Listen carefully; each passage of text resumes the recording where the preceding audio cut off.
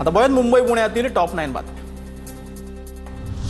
मीरा भाईंदरमध्ये विद्यार्थ्यांसाठी ऐतिहासिक पाऊल। मंत्री प्रताप सरनाईकांच्या संकल्पनेतून उभारण्यात आलेलं स्वर्गीय हिंदू हृदय सम्राट बाळासाहेब ठाकरे कलादालन स्टडी सेंटर सुरू।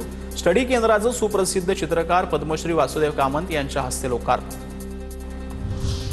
पवई दादर ताडदेव मधील म्हाडाची घरं लॉटरीशिवाय मिळणार। म्हाडा 100 घरांची प्रथम येणाऱ्यास प्रथम प्राधान्य तत्वावरती विक्री करणार। अर्जदाराच्या प्रसिद्धादा अभावी प्रथम प्राधान्य तत्वावर विक्री।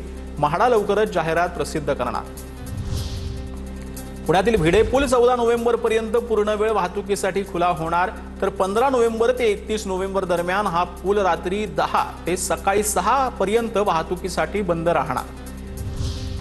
दिवाळीमध्ये पुणे रेल्वेतून 35 लाख प्रवाशांचा प्रवास। रेल्वे प्रशासनाकडून नियमित गाड्यांसह विशेष 1100 गाड्या सोडण्यात आल्या होत्या। 27 ऑक्टोबरला सर्वाधिक 2,54,000 प्रवाशांनी प्रवास केला। नगरपालिकेच्या रुग्णालयामध्ये 6 ते 20 नोव्हेंबर दरम्यान स्वच्छता पंधरवडा। उत्कृष्ट कामगिरी करणाऱ्या रुग्णालयाचा गौरव करण्यात येणार।